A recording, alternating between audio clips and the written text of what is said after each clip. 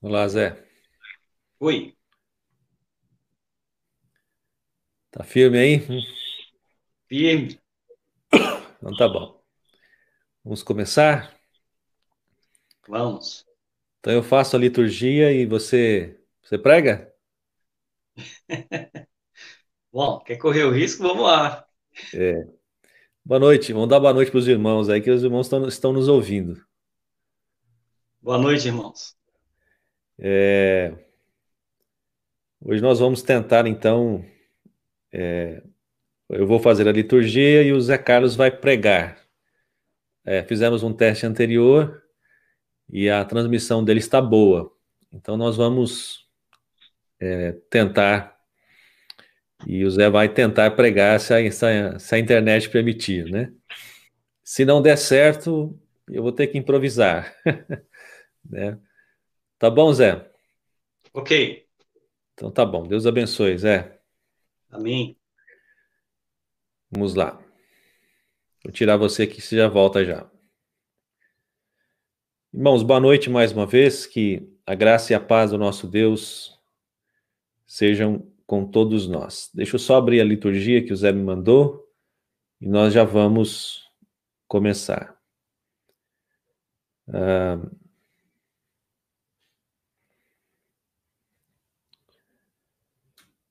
isso. Vamos iniciar o nosso culto. Abra a sua Bíblia.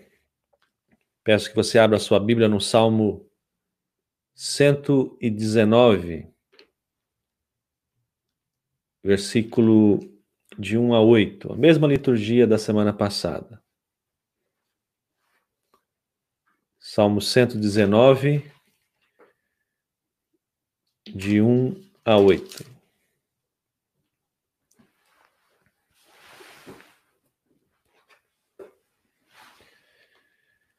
Diz assim: Bem-aventurados os irrepreensíveis no caminho, que andam na lei do Senhor. Bem-aventurados os que guardam as suas prescrições e o buscam de todo o coração, não praticam iniquidade e andam nos seus caminhos. Tu ordenaste os teus mandamentos para que os cumpramos à risca. Tomara sejam firmes os meus passos para que observe os teus preceitos. Então não terei de que me envergonhar quando considerarem todos os teus mandamentos. Render-te-ei graças com integridade de coração, quando tiver aprendido os teus retos juízos. Cumprirei os teus decretos. Não me desampare jamais. Amém. Vamos orar, irmãos. Abaixe sua cabeça, feche seus olhos. Vamos orar ao nosso Deus. Amado Deus, nós te agradecemos porque temos a oportunidade e o privilégio de nos reunirmos na tua presença, nos nossos lares, com as nossas famílias, neste domingo, no dia que é do Senhor, onde o Senhor nos ensinou a separar este dia, para que nos voltássemos tão somente para as coisas do alto, para as coisas do Senhor. E aqui estamos reunidos em nossos lares como teu povo, para render-te culto, ó Pai, e agradecer pelas bênçãos, pelas dádivas que nós temos recebido das tuas mãos. E o nosso desejo, a nossa intenção neste momento é tão somente adorá-lo, ó Deus. Tão somente cultuar e prestar o culto que é devido tão somente a ti, ó Deus. E por isso nós nos colocamos na tua presença, indignos que somos, mas lavados e remidos no sangue de Cristo, reconciliados com o Senhor pela obra consumada do Senhor Jesus Cristo. Sabemos que somos aceitos e a nossa adoração também será aceita por causa da cruz do Calvário e do sangue derramado. Em nome de Jesus nós oramos. Amém. Amém. Irmãos, abra o seu, ainda no Salmo 119, abra a sua Bíblia novamente, no Salmo, se você fechou, no Salmo 119, versículo 9, nos preparando para o momento de contrição. Salmo 119, versículo 9, que diz assim: De que maneira poderá o jovem guardar puro o seu caminho? Observando segundo a tua palavra. De todo o coração te busquei, não me deixes fugir aos teus mandamentos. Guardo no coração as tuas palavras para não pecar contra ti. Bendito és tu, Senhor, ensina-me os teus preceitos. Com os lábios tenho narrado todos os juízos da tua boca. Mais me regozijo com o caminho dos teus testemunhos do que com todas as riquezas. Meditarei nos teus preceitos e as tuas veredas terei respeito. Terei prazer nos teus decretos. Não me esquecerei da tua palavra. Amém. Feche seus olhos novamente e nesse instante nós vamos confessar os nossos pecados e clamar as misericórdias do Senhor sobre nós. Deus amado e bendito, nós estamos na tua presença por causa da cruz do Calvário, Senhor. E sabemos que a cruz nos revela o quanto somos, ó Deus, desprezíveis, porque pecamos, nos rebelamos contra o Senhor, e o Senhor, para nos salvar, deu o teu único Filho para morrer na cruz do Calvário e nos reconciliar com o Senhor, nos dando a salvação eterna. Pedimos perdão, ó Deus, pelos pecados que cometemos, pelas fraquezas que temos, pelas falhas, ó Deus, que cometemos a cada dia. E, ó Deus, clamamos a ajuda do teu Santo Espírito para vencermos o pecado a cada instante da nossa vida, para nos desembaraçar do pecado que nos assedia tenazmente, como diz a tua palavra, e para viver a vida digna e santa, vida, ó Deus, que agrada aos teus olhos, e não cometemos erros abomináveis, ó Deus, na tua presença, ao Senhor, ó Pai, desprezando o sacrifício que foi feito na cruz do Calvário por nós. Pedimos, Senhor, que nos ajude, que nos abençoe e que nos perdoe por Cristo Jesus. Em nome dele nós oramos. Amém. Amém. Irmãos, nós vamos passar a mensagem agora. Vamos passar a mensagem, Zé, e deixar o hino para depois da mensagem. Tudo bem? Perfeito. Ok. Então tá bom. Deus te abençoe, Zé. Amém. Obrigado. E conserve a internet até o final. Amém. Amém. Graça e paz, meus amados irmãos. Com alegria que quero agradecer a Deus a oportunidade de trazer a mensagem essa noite, rogando a Deus desde já que nos abençoe com a palavra que vamos ler e que vamos pensar nesta noite.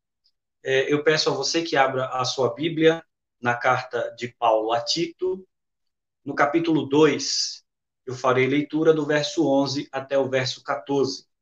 Então, Tito 2, de 11 a 14. Diz assim a palavra do Senhor. Porquanto a graça de Deus se manifestou salvadora a todos os homens, educando-nos para que, renegadas a impiedade e as paixões mundanas, vivamos no presente século sensata, justa e piedosamente, aguardando a bendita esperança e a manifestação da glória do nosso grande Deus e Salvador Cristo Jesus, o qual a si mesmo se deu por nós, a fim de remir-nos de toda iniquidade e purificar para si mesmo um povo exclusivamente seu, zeloso de boas obras. Assim diz a palavra do Senhor. Vamos orar nesse momento.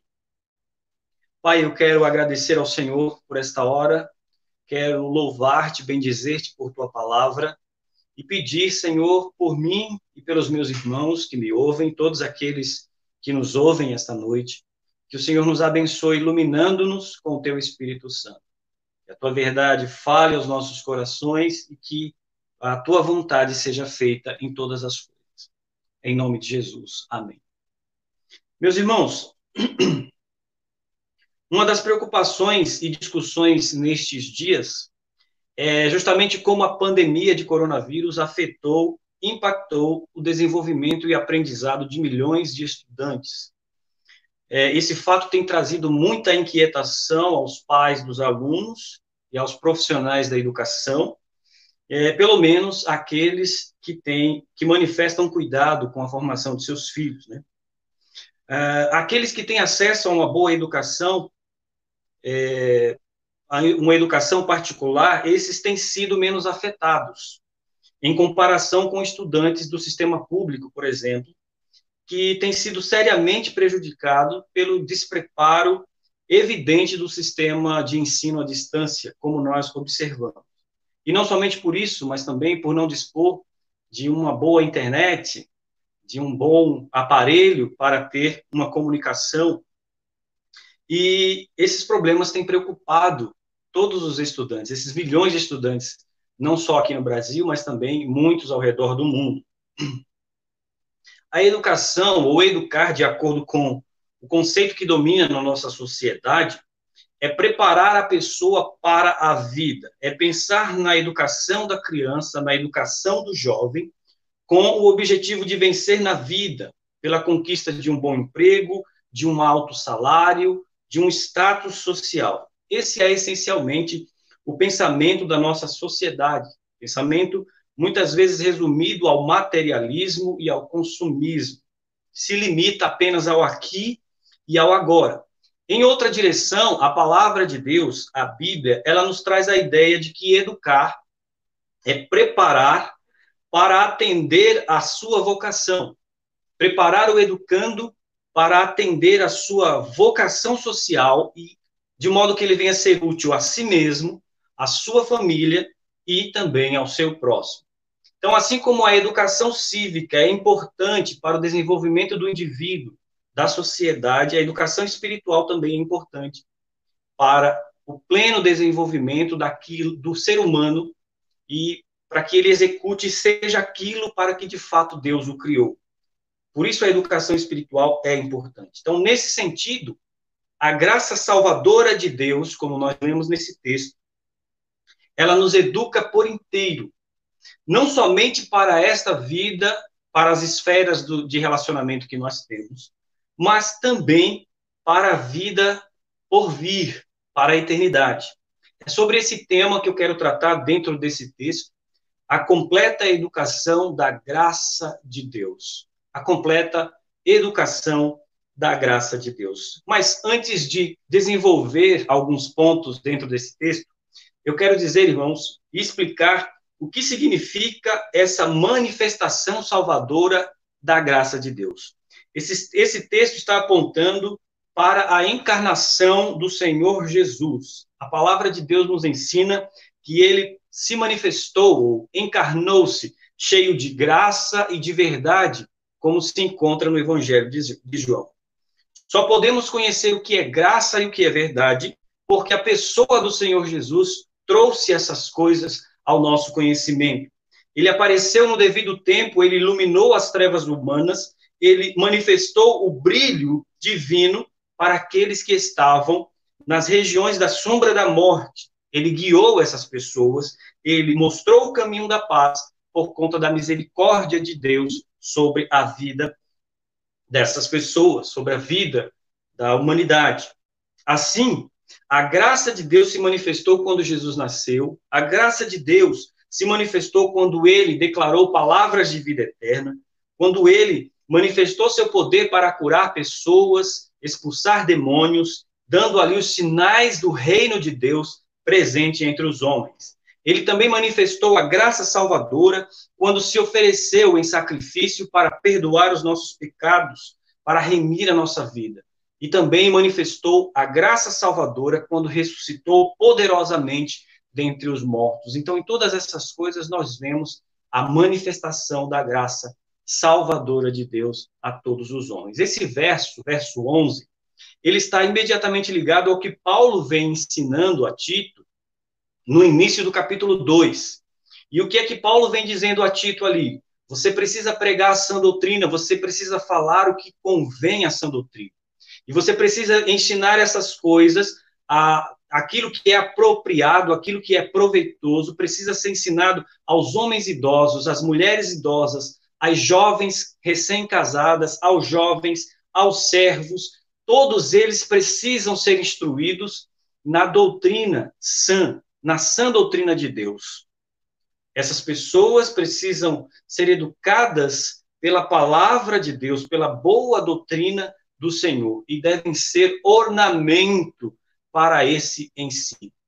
Então, é esse o contexto da manifestação da graça salvadora que Paulo está apresentando aqui.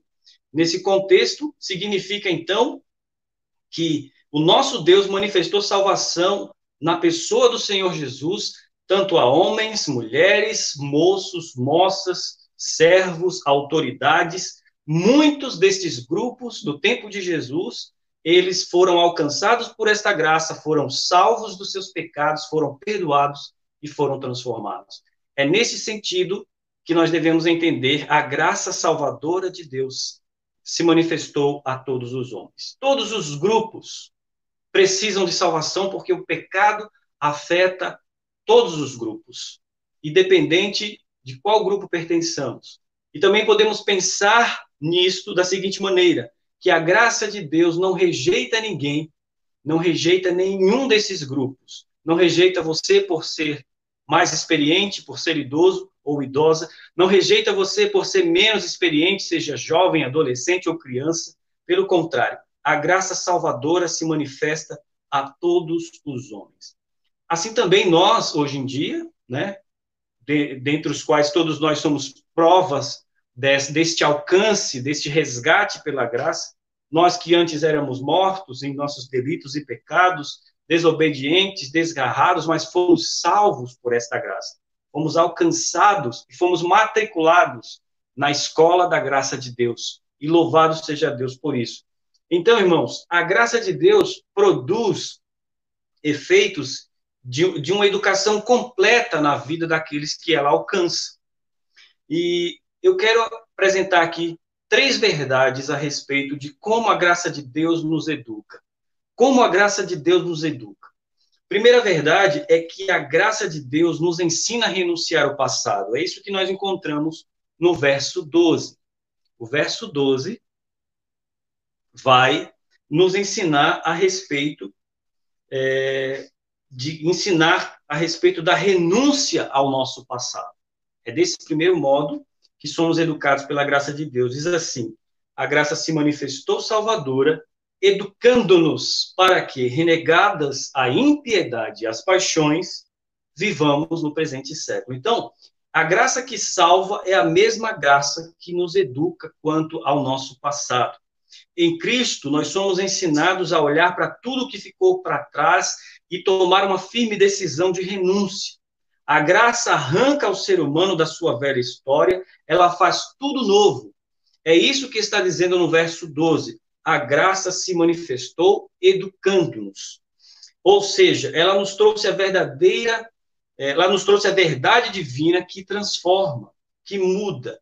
Educando-nos aqui pode ser também interpretado como instruindo-nos ou ensinando, e isso está ligado ao ensino, à formação, e pode ser também expresso como um carinho. Por que um carinho? E desse termo, educando-nos, que vem a nossa palavra pedagogia. E essa palavra traz a ideia de acompanhar, de orientar, de conduzir o indivíduo de maneira carinhosa. Então, é isso que a graça de Deus faz. Ela nos educa. E os objetivos dela é desenvolver neste novo homem, gerado pelo Espírito Santo, que dá para ele dar a conhecer as verdades, não do conhecimento humano, mas as verdades reveladas pelo Espírito, e tudo isso de forma gratuita, pela graça de Deus. É isso que ela nos faz. Em outras palavras, ela forma em nós a mente de Cristo. Ela traz para nós a capacitação, a habilidade de sermos mais parecidos com Jesus. Então, é esse poder educador da graça que capacita a mim e a você a reagir de maneira diferente àquilo que antes nos dominava. Antes, a nossa vida era marcada pelo domínio do pecado, mas agora, na graça de Deus, há um poder, uma capacitação que nos é dada para renunciar. E Paulo diz o quê? Renunciar impiedade e paixões. Então, a primeira lição na escola da graça é a renúncia. É isso que diz Matthew Henry. Ele diz, a primeira lição na escola de Cristo é a abnegação. Ou seja, a graça do Senhor Jesus nos educa, em primeiro lugar, a negarmos os prazeres, os nossos interesses, os interesses da nossa carne. Ela nos capacita a renunciar aos nossos próprios amores carnais.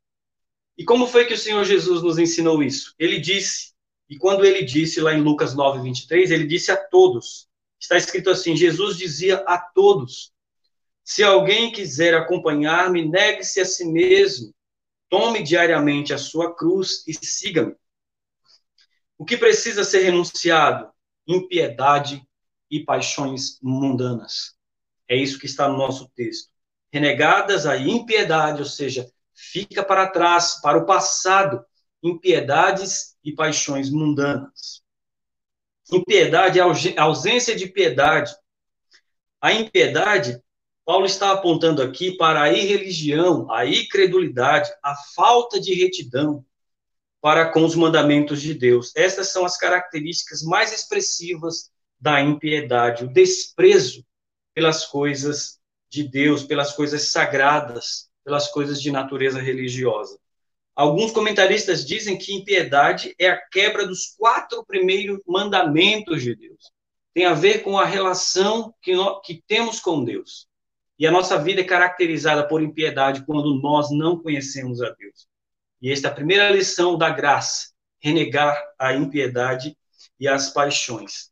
É justamente a impiedade que vai levar ao que vem depois, que são as paixões mundanas. Uma relação deficiente com Deus, uma relação que não ter uma relação com Deus é justamente o que leva as pessoas a serem dominadas por suas paixões. É o que afeta e prejudica o seu relacionamento consigo mesmo e com as demais paixões. Ou seja, quando o Criador não é o Senhor, quando ele não ocupa o lugar que só a ele pertence, o ser humano passa a ser governado por suas próprias paixões. Então, paixões mundanas são os impulsos, os apetites de natureza carnal que ditam o modo de vida de uma pessoa não regenerada. São todos os tipos de desejos pelo que é proibido, é tudo aquilo que se manifesta nas diversas formas de imoralidade. Então, são manifestações da insensatez nociva das pessoas, que essa insensatez acaba lançando as pessoas na ruína e na perdição.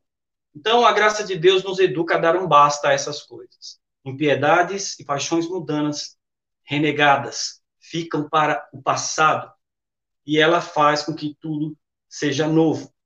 Então, tendo renegado as impiedades e paixões, devemos prosseguir em nossa formação. Aqui a preocupação de Paulo com os crentes de Creta é justamente a necessidade de salvação e educação transformadora que eles precisavam. Se os irmãos continuarem lendo o capítulo 1, lá no verso 12, você vai ver que Paulo faz referência aos cretenses, utilizando escritores do tempo deles, dizendo que os cretenses sempre mentirosos, feras malignas, glutões preguiçosos. Então, diante desta necessidade de educação espiritual, de salvação, de transformação de vida, Deus providenciou o suprimento para esta necessidade quando manifestou Jesus Cristo ao mundo. Por meio da pregação apostólica, agora os cretenses tinham acesso a esta salvação pela graça. Então, Tito deveria ensinar, deveria exortar, deveria repreender aqueles grupos de pessoas, ensinando-os a renunciar à impiedade e às paixões, porque esse ensino é o que transforma a vida, é que esse ensino é que leva as pessoas a crescerem à imagem e semelhança do Senhor. Salvos por Jesus, os cretenses então poderiam renunciar à sua vida de pecado. O problema nosso hoje, irmãos, continua sendo o mesmo. Nosso problema não é a educação cívica. Basta nós observarmos aqueles que tiveram acesso às melhores instituições de ensino, como, por exemplo, muitos ou alguns dos nossos políticos, mas nós os observamos envolvidos em casos de corrupção, esquemas de corrupção, e ao invés de serem a solução para o problema da nossa sociedade, esses homens acabam se tornando mais um problema. Então, o nosso problema nunca foi a educação. A solução para o homem está no chamado da graça de Deus para o arrependimento. É nela, nessa graça, que o homem encontra a salvação de seus pecados. É disso que o nosso país precisa, não só entre os nossos governantes, mas em todos os grupos da nossa sociedade. Todos devem se voltar para Deus em arrependimento, abandonar o seu desprezo pelo Criador, se arrepender dos seus pecados, devem crer na pessoa de Jesus e serem transformados pelo conhecimento da graça de Deus. Muitas vezes nós somos tão empenhados em na verdade, muitas vezes nós não somos tão empenhados em crescer na graça e no conhecimento de Deus. Seja em manifestar a graça do conhecimento para outros, porém, como igreja, nós temos essa responsabilidade, nós fomos chamados para manifestar a fragrância do conhecimento de Deus, o bom perfume de Cristo, por meio das nossas vidas transformadas. Fomos chamados para sermos aplicados a esta educação da graça. Então, a nossa vida deve ser marcada pela renúncia, abandonar as impiedades e as paixões mundanas. Nós devemos combater pela verdade do Evangelho, praticada em nossa vida, todas as filosofias, os enganos da nossa geração. Então, você deve dizer não a todas as filosofias do presente século e deve se apegar firmemente a todas as verdades que você tem ouvido. Então, deste modo que a graça de Deus nos educa, ela nos ensina a renunciar o passado. Mas ela também nos ensina, segunda verdade, é que ela nos ensina a viver no presente. E nunca foi tão importante, é muito importante, aprendermos a viver no presente século. O texto continua dizendo: vivamos no presente século sensata, justa e piedosamente. Ou seja, a graça de Deus se manifestou salvadora para que aprendamos a viver no presente século, sensata, justa e piedosamente. Essa expressão presente século aparece em outras passagens, como Gálatas 1:4, significando presente era perversa ou mundo perverso. Essa expressão também aparece em 2 Timóteo 4:10, significando um declínio espiritual de Demas que amou o presente século e provavelmente voltou a viver em libertinagem e desordem. E nesse texto que nós estamos lendo e estudando, em Tito 2:12, Paulo orienta que os crentes tenham uma relação com este mundo perverso. E essa relação é caracterizada por sensatez, por justiça e por piedade. Essa relação se dá através da maneira como eles vivem. Eles devem viver deste modo. Saber viver no presente século é manifestar a sabedoria de Deus, é ser como nos ensinou o próprio Senhor Jesus. Vocês são sal da terra, vocês são luz do mundo. Se o sal perder o sabor, como você vai restaurá-lo? Então, não servirá para mais nada, exceto para ser jogado fora e ser pisado pelos homens. Então, essa expressão, presente século, no qual nós devemos aprender a viver, ela aponta para as filosofias perversas que cativam as mentes, que seduzem, que fascinam as pessoas, levando-as a viver de acordo com a forma do mundo e não de acordo com a vocação de Deus.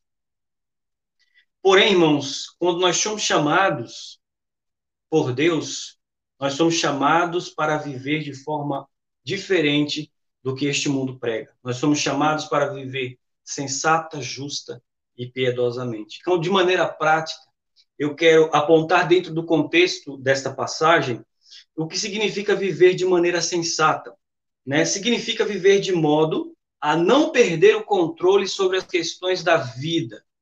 Ser sensato é não permitir que as circunstâncias ou que as influências de pessoas, influências irresponsáveis de outras pessoas, te distraiam. Ou ser afetado a ponto de não discernir e saber tomar decisões. É isso que significa viver de maneira sensata. Você não deve perder este discernimento e esta capacidade. Então, essa maneira que a graça de Deus nos educa para viver no presente século tem a ver com a contínua ação do Espírito Santo dentro de nós, nos transformando interiormente. E isso se aplica de maneira prática, por exemplo, em Tito 2:2, nós vamos ver lá muito claramente que viver de maneira sensata é prezar pela sua vida espiritual, é ter uma vida espiritual saudável, ser moderado, sensato, sóbrio, sadio na fé, sadio no amor, sadio na perseverança. E esta educação, ela só é possível pela graça de Deus, pela palavra, pela sã doutrina de Deus. É isso que significa viver de maneira sensata, prezar pela sua vida espiritual. Em segundo lugar, viver de maneira sensata é zelar pela reverência e pelo bom exemplo construtivo. Por exemplo, continuando no verso 3 do capítulo 2, Paulo vai dizer para Tito que ele deveria ensinar as mulheres idosas a serem reverentes, tá? E na sua maneira de viver, e a não serem caluniadoras, escravizadas a muito vinho, mas para serem capazes de ensinar o que é bom a outras mulheres, especialmente as mulheres mais jovens. É isso que significa viver de maneira sensata, é prezar pelo bom exemplo. Viver de maneira sensata significa evitar as inutilidades, isso está no capítulo 3, verso 9. Evite, porém, controvérsias tolas, genealogias, discussões e contendas a respeito da lei, porque essas coisas são inúteis e sem valor. É isso que significa viver de maneira sensata. E ainda, viver de maneira sensata é prezar pela unidade da igreja. Nós fomos chamados em um só espírito, em um só corpo, e nós devemos prezar pela unidade da igreja. Olha o que ele diz nos versos 10 e 11 do capítulo 3. Quanto àquele que provoca divisões, advirta-o uma primeira e uma segunda vez. Depois, rejeite-o.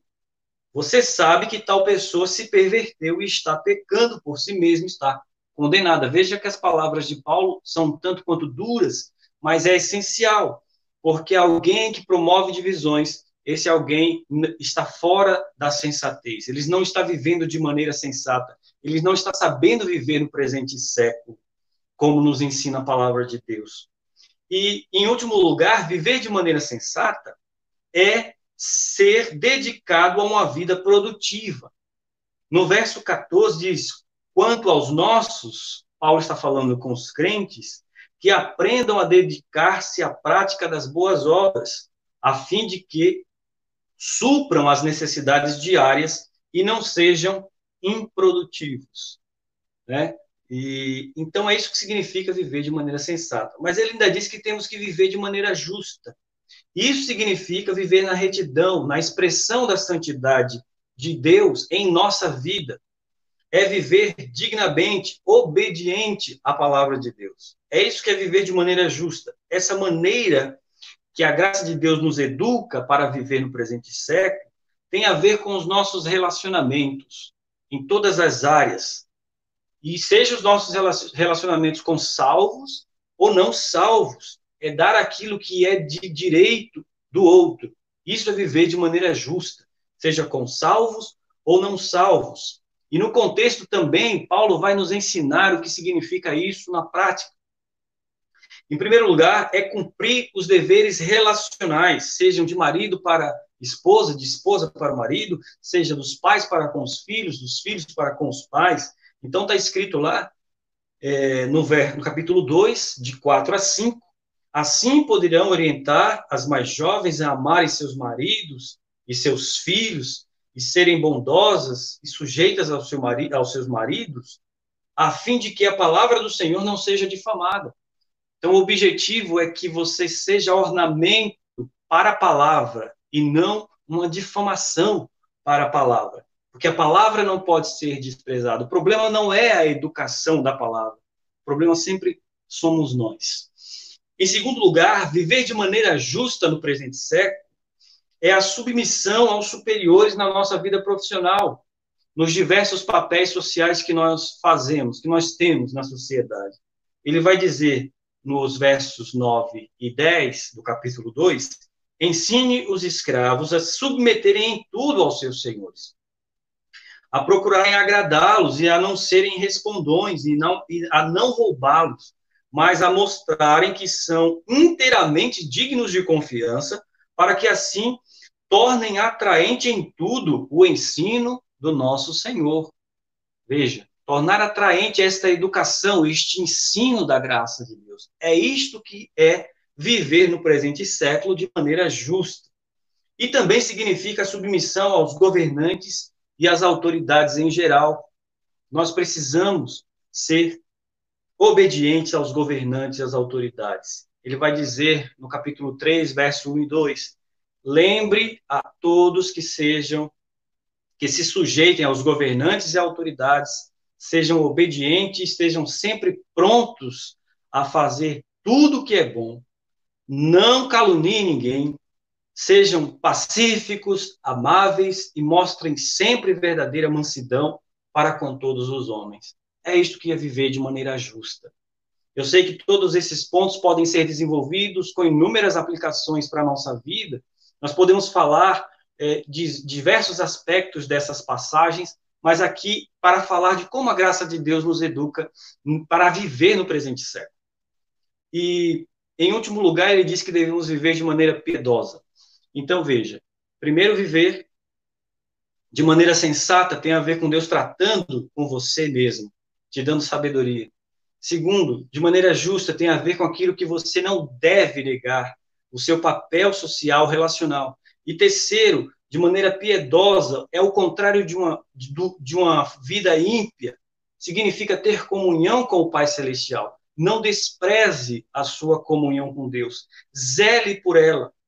Essa maneira da graça nos educar tem a ver com a nossa relação com Deus. Viver piedosamente é viver pela fé e pelo conhecimento que você recebeu do Senhor Jesus, quando ele te manifestou a sua palavra. Paulo ensina que a pregação nos trouxe fé e conhecimento, e que isso se traduz, uma vez que recebemos fé e conhecimento, somos levados a uma vida piedosa, temos relação, temos vida com Deus. Então, aplicando isso, irmãos, os cretenses a quem Paulo escreve, a Tito, para que ensine aos cretenses, a igreja de Creta, eles deveriam manifestar por meio da sua vida, em sua geração, a sabedoria de Deus, a justiça de Deus e a santidade de Deus.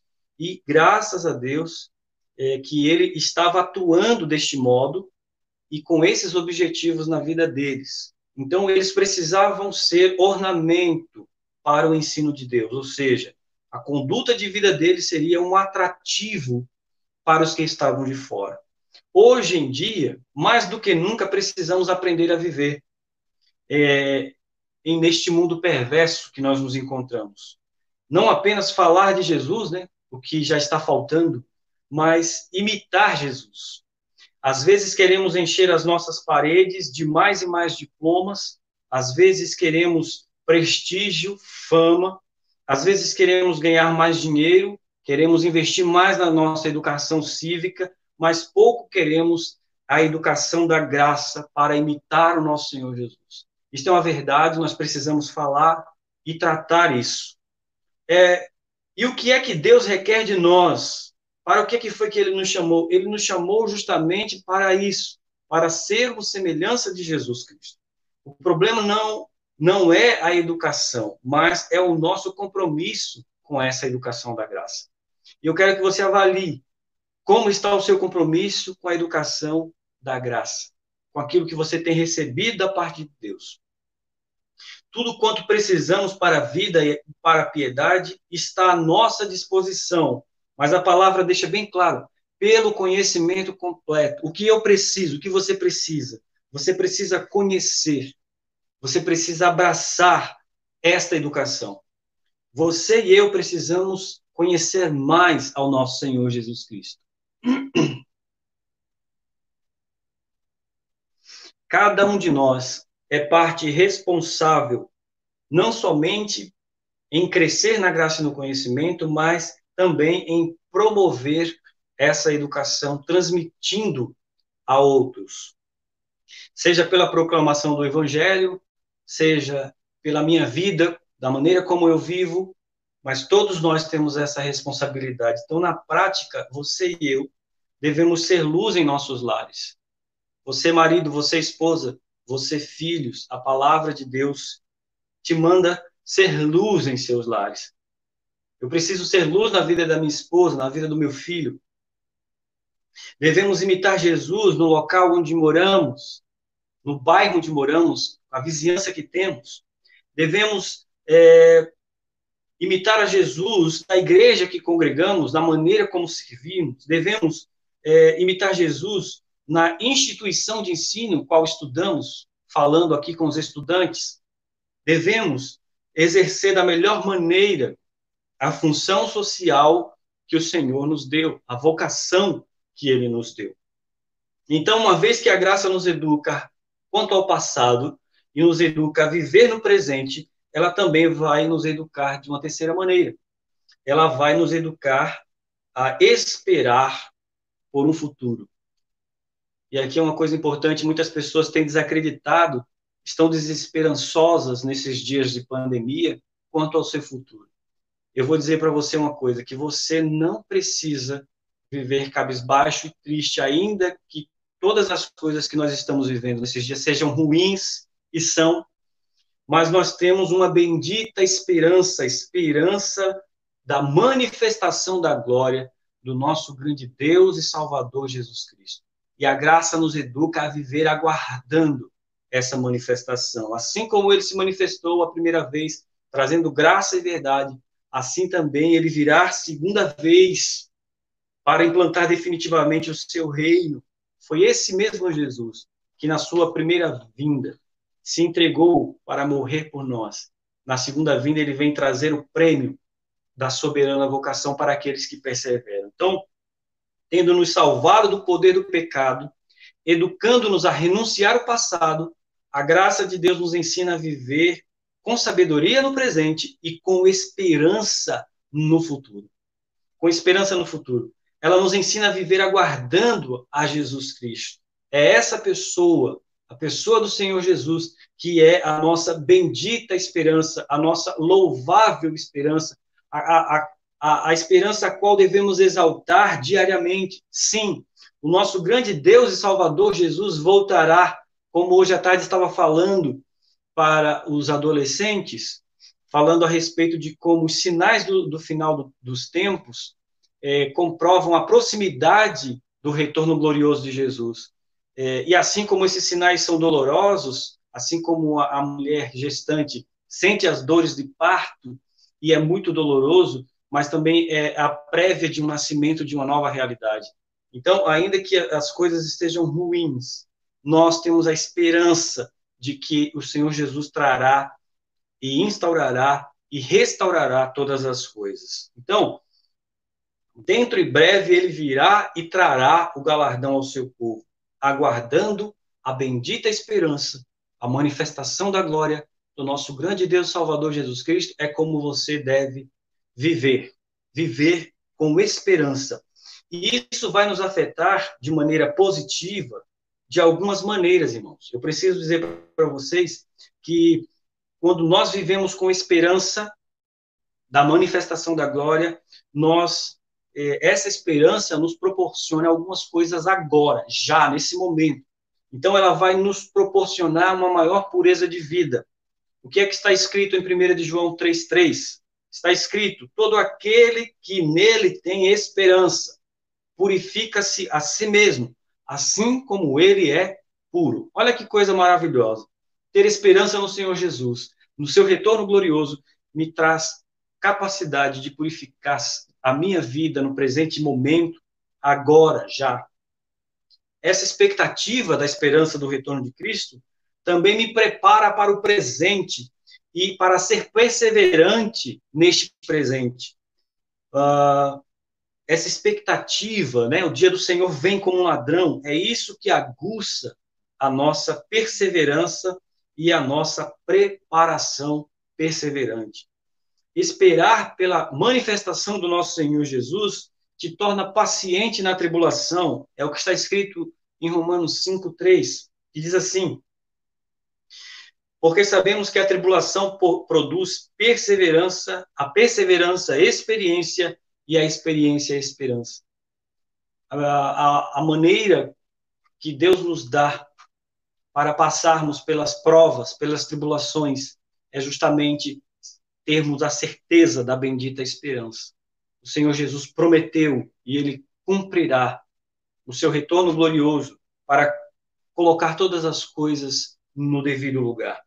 Então, essa esperança também nos dá força para completar a nossa carreira. Foi o que ensinou Paulo, que ele disse que considero que os nossos sofrimentos atuais não podem ser comparados com a glória que em nós há de ser revelada. Uma glória majestosa, gloriosa, na vinda do nosso Senhor Jesus. E pensar nisso, ter isso em mente, não esquecer, não viver apático quanto a essas coisas, ela vai nos dar força para completar a nossa carreira. Então, Paulo diz: combati o bom combate, terminei a carreira e guardei a fé. E isso fica de exemplo para nós, isso fica como um ensino para nós. Então, todos esses benefícios são realidades na nossa vida quando nós aguardamos, aprendemos da educação da graça a aguardar a bendita esperança. E Deus, que não pode mentir, ele a seu tempo fará isso. E o texto termina dizendo que Jesus, em sua primeira manifestação, né, esse Deus grandioso e poderoso que nós estamos esperando, ele a si mesmo se deu por nós, a fim de nos remir de toda a iniquidade e purificar para si mesmo um povo exclusivamente seu e zeloso de boas obras, um povo educado pela sua graça, transformado por completo, porque esta graça nos educa por completo, para ser exclusivamente dele. Eu não sou de mim mesmo, eu não sou do presente século, eu sou, e você é, exclusivamente dele, zeloso de boas obras. Eu vou finalizar aplicando e concluindo este ponto, pedindo a Deus desde já que essa palavra fique no seu coração. Então, poderia haver uma ausência de esperança nos corações dos cretenses, e a ausência de esperança rouba o propósito da vida e rouba o valor da vida. Mas louvado seja Deus, porque Ele não nos deixa faltar palavra de instrução na graça para nos recordar da esperança gloriosa que está reservada. Era isso que Tito deveria ensinar aos cretenses, que há uma esperança guardada nos céus, que há de se manifestar em breve. Eles deveriam viver nessa expectativa do retorno de Cristo, deveriam desejar esta manifestação bendita e apressar este retorno glorioso. Então, não há muitas igrejas hoje pregando sobre isso. Isso é uma realidade. Poucas igrejas têm falado. De fato, o que nós vemos é um povo apático, esquecido desta promessa de Deus. Falam até sobre o retorno de Cristo, mas vivem como se ele não fosse voltar. Mas louvado seja Deus pela palavra de vida, pelo ensino da graça, pelo poder deste ensino que nos recorda. Então eu quero dizer para você, e eu digo também para mim, abrace cada promessa, cada versículo bíblico de Deus que fala deste glorioso retorno e de como Deus trará o seu galardão para o seu povo naquele dia. Poucas pessoas aplicam na prática, irmãos, o princípio de recordar desta promessa do retorno glorioso de Jesus. E eu digo, quantas pessoas deixam de vencer males em sua vida porque simplesmente não aplicam esse princípio à sua vida. Porque quando nós fazemos isso, tudo que resulta dessa prática é uma vida de entusiasmo, de alegria, de força espiritual para vencer a carne, para vencer o diabo, para vencer o mundo. Então, eu quero dizer para você, e eu digo para mim também, vamos desenvolver maior pureza por pensar em se encontrar com o Senhor Jesus. Cresça na paciência por meio das lutas que você enfrenta, por saber que elas são passageiras e que Jesus vai pôr fim a todas as nossas lutas e sofrimentos. Receba a força de Deus, irmãos, para completar sua carreira. Veja pelos olhos da fé que o Senhor Jesus está aguardando você na linha de chegada e naquele dia te dará o prêmio da soberana vocação. Especificamente, irmãos, podemos aplicar, muitas pessoas duvidam do amor de Deus e do cuidado de Deus. Eu falo para você, não faça isso.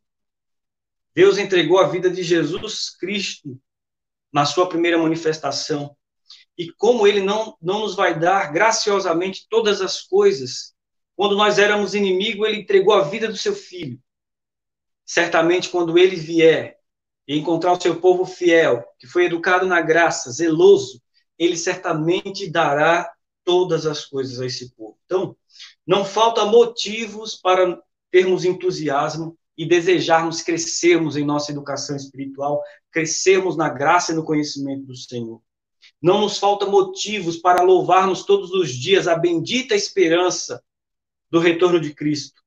Isso deve nos levar à vida prática. Devemos ser luz em nossos lares, como já disse, para as nossas esposas, nossos filhos, esposas para os seus maridos e filhos, e assim, cada um desenvolvendo o seu papel que Deus lhe deu. Devemos imitar o Senhor Jesus onde moramos, devemos imitar Jesus na igreja que congregamos, na instituição de ensino que estudamos, na função social que exercemos. Especialmente, eu quero falar aos estudantes nesse momento. Eu sei que muito atraso foi gerado por conta dessa pandemia, mas eu quero dizer que o seu futuro está na mão do Senhor, que o Senhor é poderoso para recuperar e retirar qualquer atraso, porque com Ele não há atraso.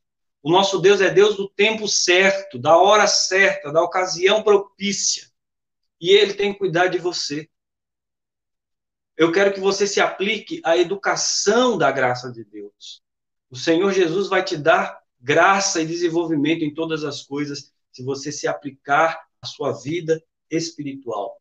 Então, como vimos pela manhã, como o pastor o reverendo Carlos Eduardo falou, da vida cheia do Espírito, do pedir pelo Espírito, esta educação passa também pelas nossas orações. Nós precisamos pedir para aprendermos a viver no presente século sensata, justa, piedosamente, a guardar a bendita esperança da manifestação gloriosa do nosso Senhor Jesus. Eu quero concluir dizendo que a educação da graça de Deus é completa. Como vocês viram nesse texto, ela trata o seu passado, ela te ensina a viver no presente, ela te dá esperança para o futuro. A graça nos educa por completo. Ela salva e ensina o homem o que de fato é essencial para que ele glorifique a Deus, para que ele cumpra o propósito da sua vida. E eu deixo uma reflexão: se nós nos aplicamos à educação cívica, se desejamos que os nossos filhos se apliquem à educação cívica, sem dúvida alguma, irmãos, maior empenho pela educação da graça de Deus deve haver em nós. Deve haver maior empenho por tudo aquilo que o Espírito Santo nos tem dado gratuitamente. E que cresçamos nesta graça para a honra e glória de Deus Pai. Que Deus te abençoe. Eu passo a palavra ao reverendo Carlos Eduardo, que passará o hino e impetrará a bênção no final, após a oração. Que Deus abençoe a todos. Amém. Irmãos, graças a Deus pela palavra pregada, e nós agradecemos a Deus pela vida do nosso irmão presbítero Zé Carlos. Nós vamos cantar agora o hino 32, irmãos, e peço que você abra o seu hinário para nós cantarmos o hino 32. E depois do hino, o presbítero Zé Carlos vai fazer oração final e eu impetrarei a bênção.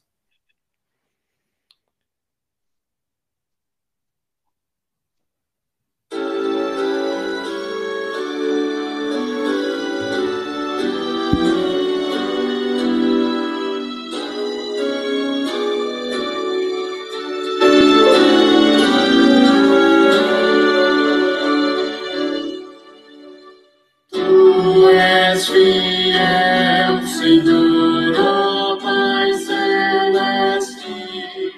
Teus filhos sabem que não falharás. Nunca mudaste, tu nunca faltaste. Tal como eras, tu sempre serás. Tu és fiel, Senhor, tu és fiel, Senhor. Dia após dia, com bênção sem fim. Tua mercê nos sustenta e nos guarda. Tu és fiel, Senhor, fiel assim. Flores e frutos, montanhas e mares, sol, lua, estrelas brilhando no céu. Tudo criaste na terra e nos ares, para louvar-te, Senhor, que és fiel. Tu és fiel, Senhor, tu és fiel, Senhor. Dia após dia, com bênção sem fim. Tua mercê nos sustenta e nos guarda. Tu és fiel, Senhor, fiel assim.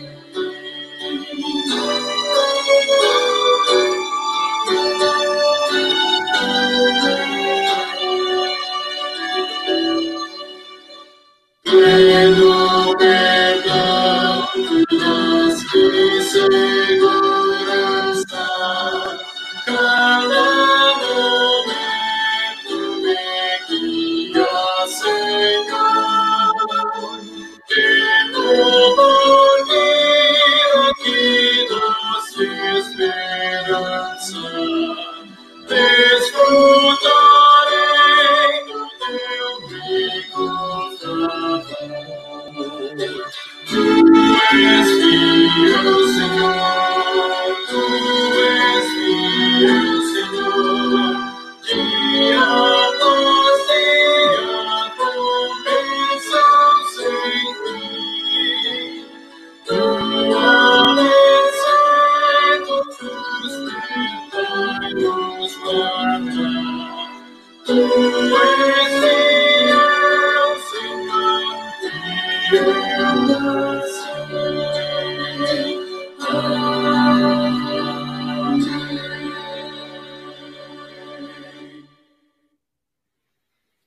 Amém. Vamos orar, irmãos. José, nos eleve a Deus em oração, em seguida impetrarei a bênção. Oremos.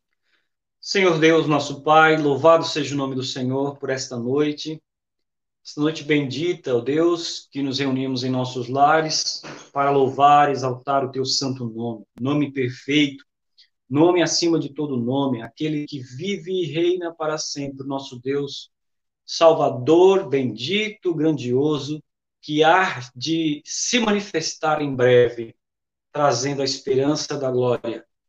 Estaremos com o Senhor para sempre.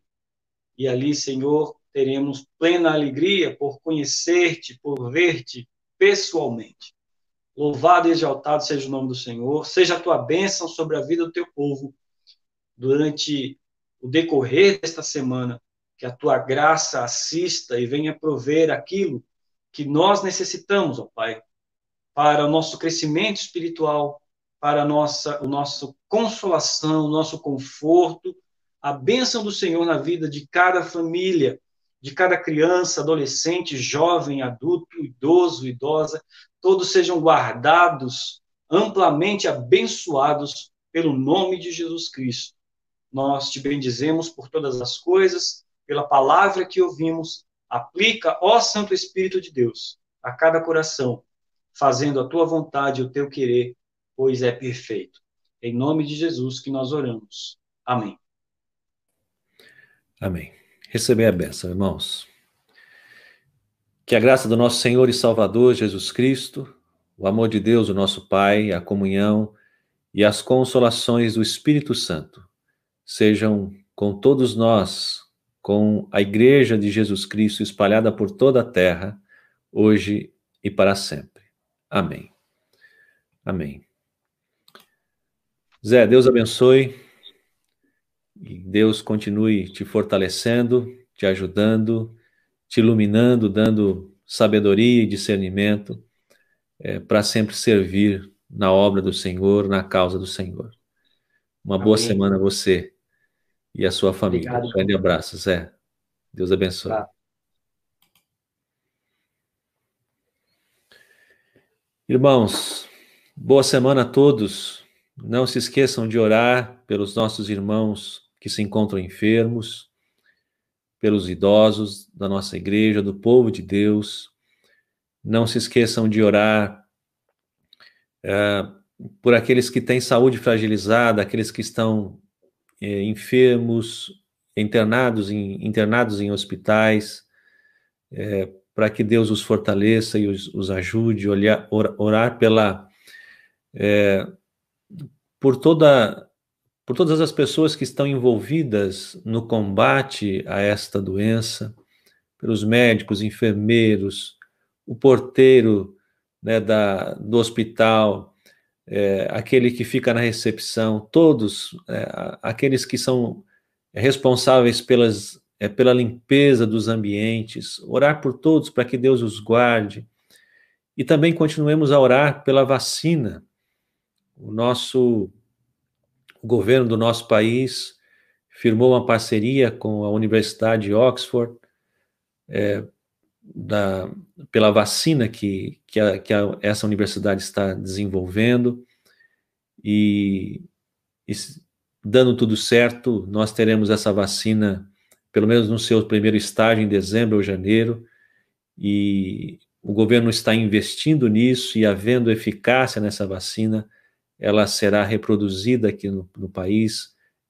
Nessa parceria, há uma parceria tecnológica também para que a vacina seja reproduzida aqui no nosso país. Vamos orar por isso, para que Deus assista a humanidade, traga a cura para essa enfermidade e nos leve de volta ao ajuntamento solene, ao culto público, e assim possamos nos reunir novamente ao redor da mesa do Senhor, participar deste meio de graça que nós conhecemos como ceia do Senhor Jesus Cristo, e também temos o privilégio de presenciar o outro sacramento, que é o batismo, irmãos que se apresentam para professar a fé, para serem batizados, iniciados na igreja do nosso Senhor Jesus Cristo, fazerem parte da aliança da graça que o Senhor fez conosco. Oremos por todos e tenham uma boa semana, uma semana abençoada, e que Deus nos conceda graça naquilo que nós tivermos necessidade, segundo a sua boa e perfeita vontade. Boa semana, irmãos. Deus abençoe a todos. Um grande abraço em toda a família. Boa semana.